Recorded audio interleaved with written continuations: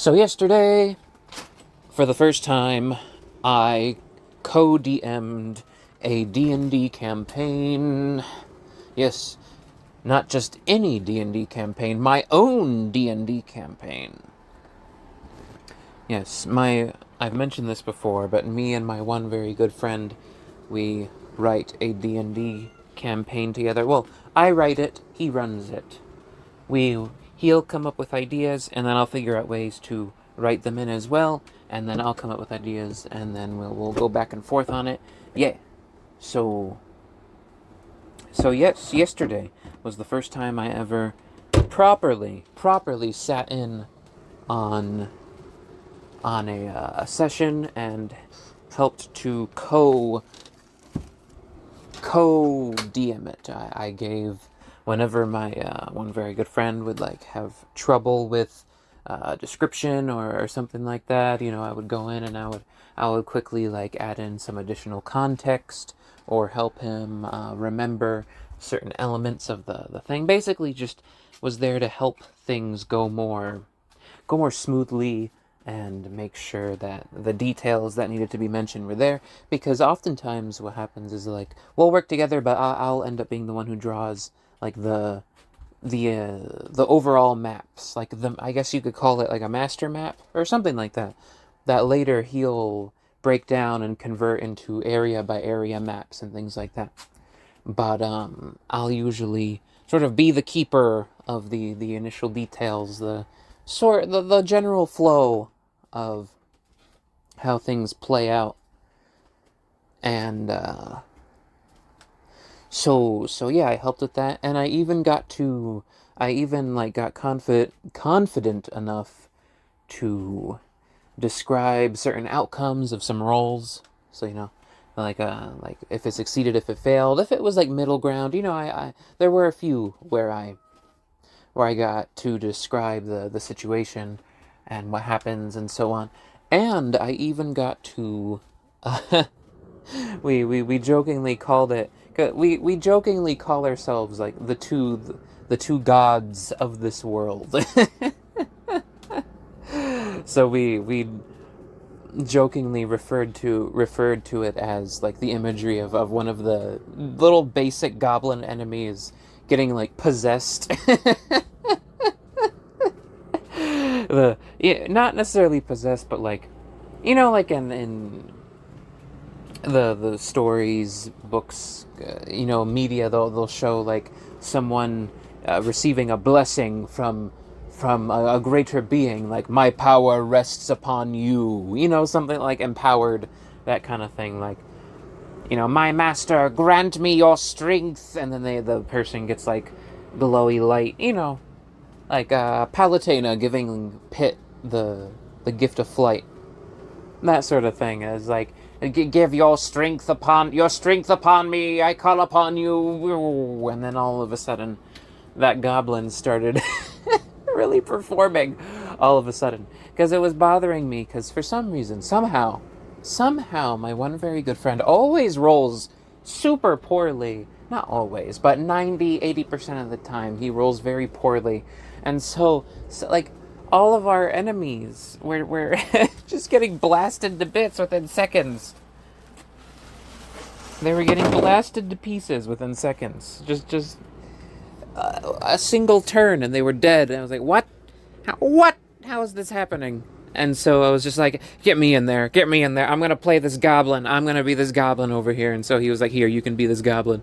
Here, yes, you can voice and play this goblin. And so I started playing that goblin, and all of a sudden he just became a super this super goblin.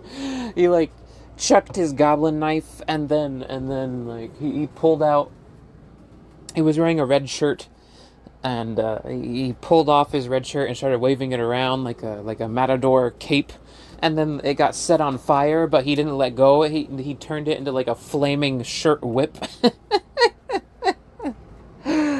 And suddenly this basic goblin enemy, whereas they had previously all been dying in a single hit, but sliced, blasted, minced to bits, all of a sudden this one goblin just became metal, the most metal goblin to ever live, and started Start so far. We had to end early.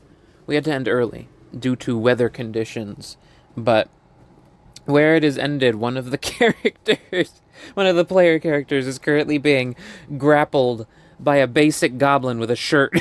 Using the shirt, the goblin has like wrapped its shirt around the flaming shirt around one of the player characters, and is currently like trying to do like a takedown move. That's where it ended. So that was fun. Just like, yes, suddenly empowering this basic goblin enemy to become a super goblin warrior. But anywho. So yeah, that's what I was. That was a good chunk of what I did yesterday. Besides working. So working, came back home, went to a nice cookout with some people who are going to be leaving this area soon, moving somewhere else. It was very nice. Had a very nice conversation about all kinds of things. Conversation about anthropology, about vacation travel destinations. We had a conversation about like bioweapons and political events. We had conversations about like customer service, small town gossip, the way different communities work. We discussed cadavers and like medical initiations and like this thing I want to remember where they have like they have the students like work on a body from the back and then they'll flip it and after a while so that they can see the face and then they'll cover the face afterwards, but there's like a ceremony with candles. It's like a whole thing. And yeah, so we talked about that. We talked about pets. Yeah, it was a nice mix of topics. Nice mix of topics from the medical to the cultural to the entertainment. That's right, we talked about TVs as well. Yeah, medical, cultural, entertainment, pop culture, comedies,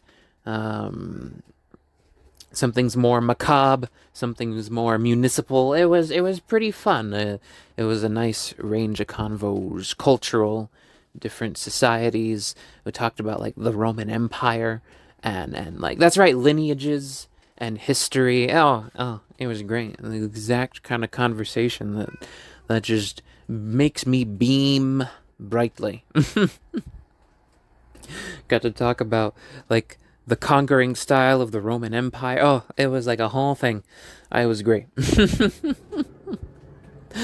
Along with all the other things that we discussed. Yes. I loved it. I loved it. Yeah. So, I'm trying to think of if there's like anything else I really want to discuss. What I want to talk about, I think I'm gonna save it for when I play Metroid Prime. So I did want to play Metroid Prime the other night, and I was like, I even said it on the journal, like I'm gonna play it, but then I got like really tired afterwards. Oh, that's right. The day before yesterday, I spent a lot of it working on music, a specific track of music. I don't think I'm gonna release it on this channel though. It's probably gonna be on my like proper, probably personal, probably more personal than it really going anywhere. But I don't think either way, if I did release it, that it would be on this channel. It would just be in my own place. But yeah. So there is some things I want to save to talk about just when I'm playing Metroid. So I have something to talk about while I'm doing that. And work is going very well so far. Work is going well so far, I will say. And let me think, is there anything else super big? Nah, I'm trying to think. Is there anything odd with the other person? Let me think. Well, the closest I can think of is what I already talked about before, them trying to get me to pay off their debt and stuff. And or trying to compensate for their debt and things like that. That job thing that I mentioned before is still paused. That when I got like that extra facet of the job, that's still paused right now. Nothing much I can really do with that at the moment. But I can still work like the main part of the job, which is good. Yeah. Thankfully, I got a bit of a restock on food, so still got a good amount that I'm able to eat at the moment. And you know what? I'll say yesterday, even though I didn't really talk to many of the people at that cookout, even though, it was very nice just kind of to sit there and be, what's it called? Like the wallflower?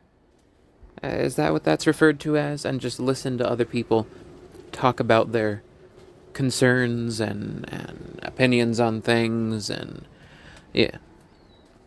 Just kind of keeping to myself and listening in. There was also a very sweet dog there. A very, very sweet dog. And I got to pet her. Oh, she was adorable. Very well behaved. Big golden lab type. But, yeah, it was all very fun. There was like pulled pork sandwiches, deviled eggs, chips, potato casserole. It was potato mixed with like bacon. It was a really yummy mix, and the conversation was, for me, it was delightful to listen in to and hear all the stuff they were talking about. So many relationships that I don't even really know are going on, and they all know each other, and they have these dynamics.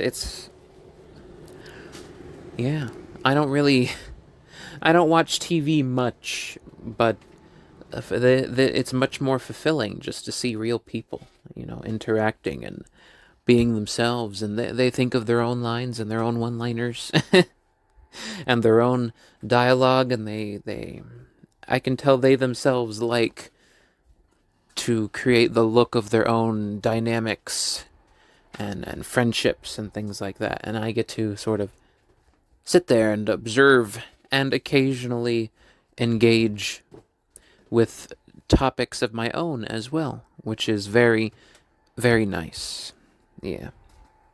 Currently, well, Kila's body is away. It's away at the pet hospital. Currently getting prepared. That's what I wanted. I just remembered. Currently getting prepared.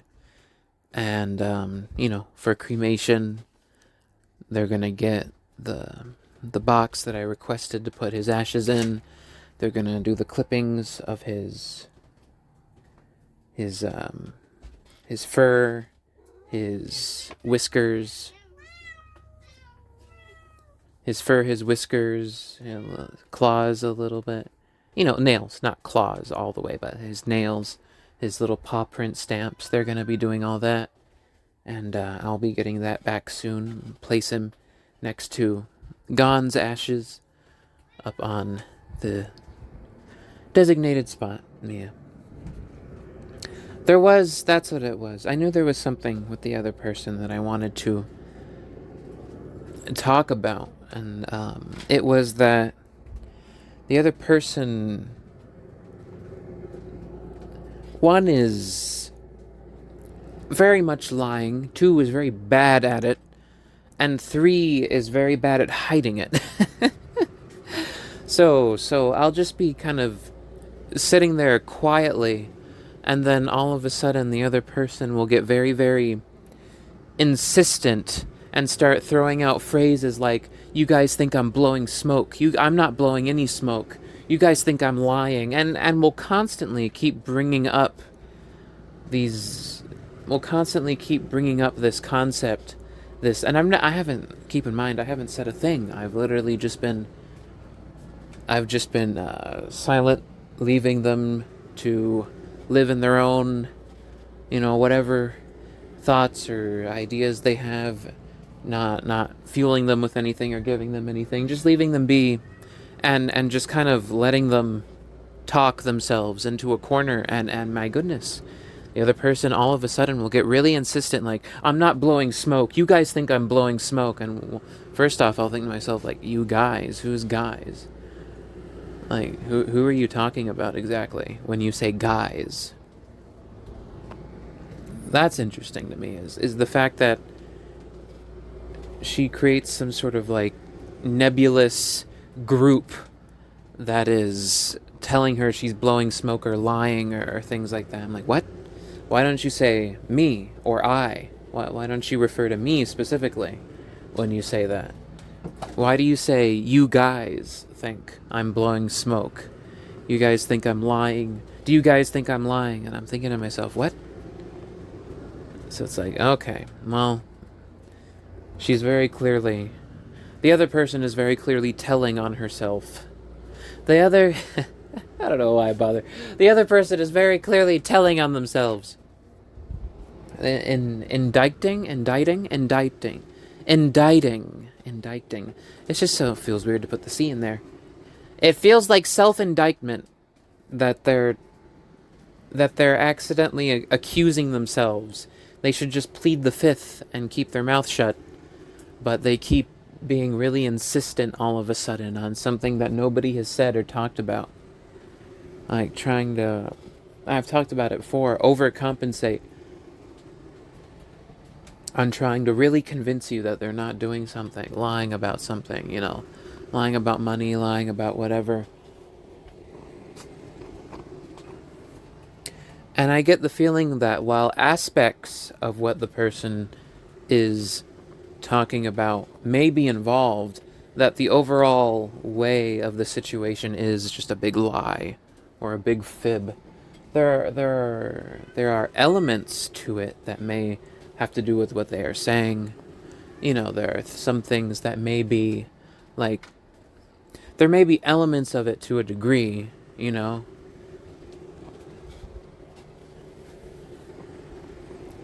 Like there's a portion of those ingredients in there, like a pinch. But really, the recipe is entirely a different kind of food, where they're trying to frame it like this is cake. Yeah, let me come up with a sloppy, just poorly done metaphor. They're trying to frame it like this is a recipe for cake, but really it's a recipe for an entirely different food. But there is, like, I don't know, a teaspoon of egg in there, a little bit of sugar. You know, the parts that go into cake, there may be a few ingredients of that in the recipe, but it's not a cake, even though they're trying to frame it as a cake. It's really something entirely different. So that was funny to me. And then another thing that the other person did yesterday is that they would say something, and they would say it in one tone, and then all of a sudden repeat the exact same phrase over again, but in this overly exaggerated, happy, cheerful, like, cartoony character type thing, like what they imagined being cheerful looks like. A super exaggerated, sort of twisted version of being peppy and happy. So that it would, but it was like, there was no real awareness of the fact that someone else was watching them do it. Again, because the other person doesn't have awareness of other people. They only... It's entirely self-centered, self-serving exists. So when the other person does that, the only person that they're considering is themselves. So they have no idea to think that, like, you know, another person is watching you do this. Another person is seeing you. No, the other person just, like, it's like watching a person think in real time. We'll say something, and then all of a sudden repeat the exact same thing, but with an entirely different put-on personality right in front of you. And as long as you don't respond or give any indication that would make them think that they have to cover it up or mask it, they'll just keep doing it. There was that one quote, it's like, don't let your enemy know when they're... Don't interrupt your enemy while they're making a mistake. That kind of thing. It's so much like that. It's just watching this person just let them go and say what they... You know, of course, there may be times where you need to set a boundary, But the boundary is for yourself. It's not to... The boundary is about what you'll do, not trying to force them necessarily to do anything.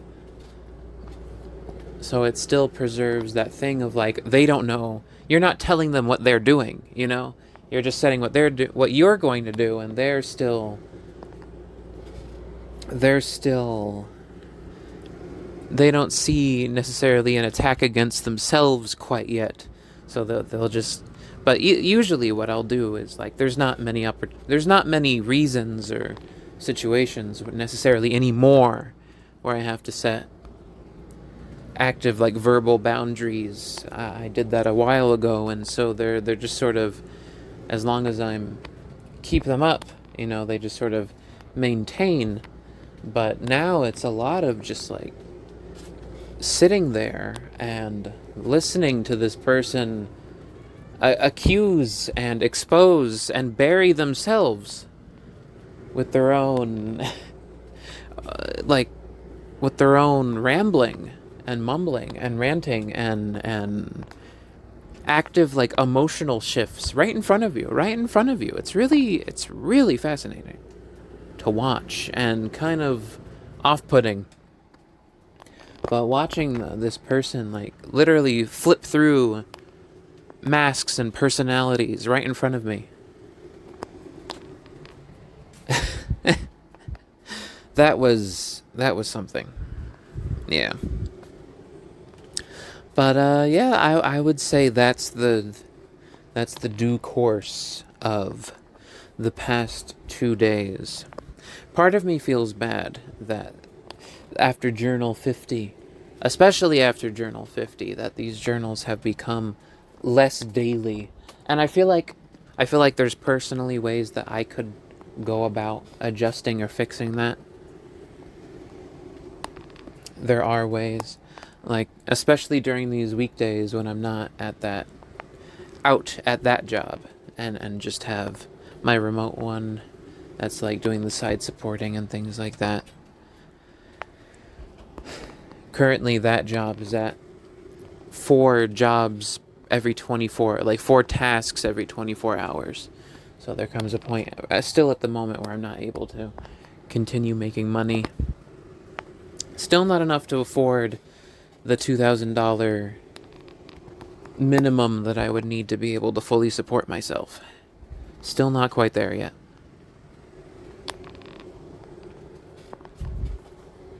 That 2,000 minimum is gonna be... That's my goal. If I can make a minimum of $2,000 a month, I would be able to support myself mostly fully. I would need a little extra for things like pet food, litter bags. But at that rate, and if I got my own bank account, another thing that keeps bothering me is the other person keeps trying to tell me that their bank account is my money and my account and like my card. And I'm like, no, none of that is mine. That's your card, that's your account, that's your money. We've just stuck a label on it for right now that says that, I get to use it. But as soon as I can, so far the only way I would be able to get money in a bank account of my own would be if I were to be able to get commissions and things like that for what I do, the commission that I send out and things like that. And that would get me money in my own account. But yeah, if I could somehow get to 2,000 minimum, I could actually support myself. Start supporting myself. That's the thing. I'd be able to start properly supporting myself. That's minimum. Making $12 an hour is not ideal. And the other thing only lets me do 4 hours of $17 a day, which is not ideal either. It's not quite adding up to what I need yet, but I'm gonna keep working at it to try and get to where I need to be. Try and look for support, look for help. Try and find other avenues. Just trying, same as always, same old, doing what I've always done, trying to find ways to improve the overall situation. I would say emotionally, things are improving quite a bit. Doing that D&D campaign really boosted my spirits. And just music, drawing as well. Like, I feel really good. And this morning, as I was cleaning out the litter box for the cats, I remembered how much I would hide in the bathroom while the other person lived here. And it was the only safe place. And I realized just how emotionally and mentally in burden and anguish that I was while the other person was here. Like, genuinely. I've never experienced before how it feels to feel this healthy emotionally and mentally. Something about it's so. And then I think back and it's like, I never want to go back to that again. I never want to live with that person ever again. I never want to go back to that. Like, genuinely, I would rather. Like, never, ever. Ever. I would choose so many other options now than ever put myself through that again. That was misery. Abject misery. And it always makes me nervous, because one of the conversations I had with the person at that lunch yesterday was they were talking about, like, oh yeah, my daughter, she got into that, oh, my mother is so bad phase, and telling me that I'm evil and that I've ruined her life. And I'm just thinking to myself, like,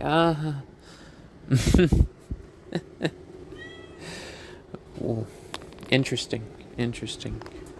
You know, the my parent is evil fae, or, you know, like the teenage rebellion thing, like, everything you do is so mean and cruel, you know, that kind of stuff.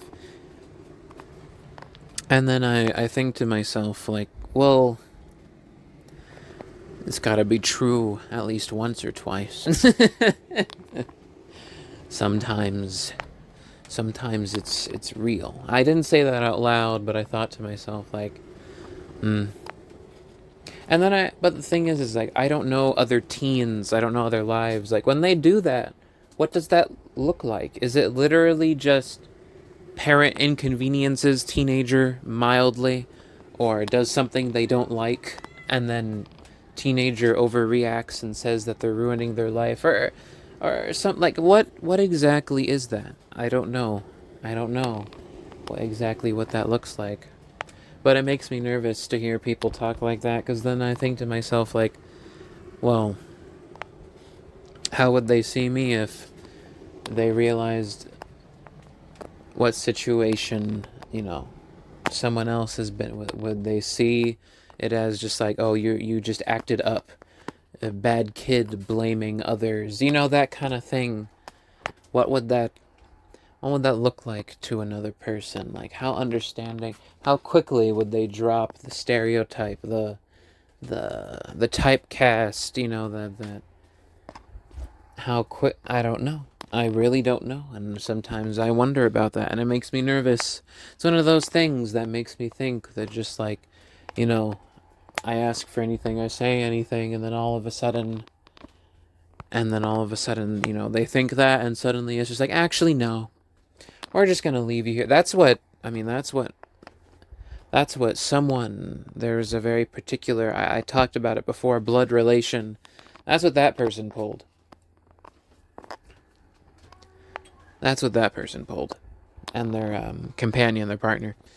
That's what they pulled on me. Just like, oh, I know you just want to be independent, and everything that person does looks bad to you now, and that you're just stuck and cooped up, and you want to be all on your own, being your own big man, and, you know, all that stuff, all the stereotypical, like, I know it drove me crazy having to be dependent. I just wanted to get out there on my own and do my own thing and make, you know.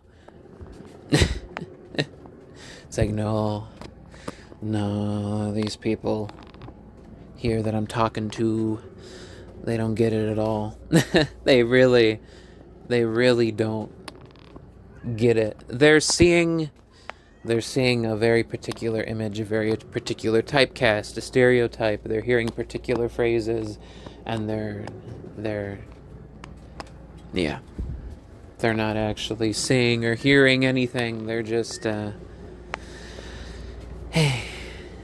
yeah. So, like, very quickly they rationalized it, withdrew pretty much any intention to even reach out, particularly. And that I talked about it before. That's when I had to let go of that. I think it was my journal called The Shape of Help. Very early on, it has that drawing of the duck on it.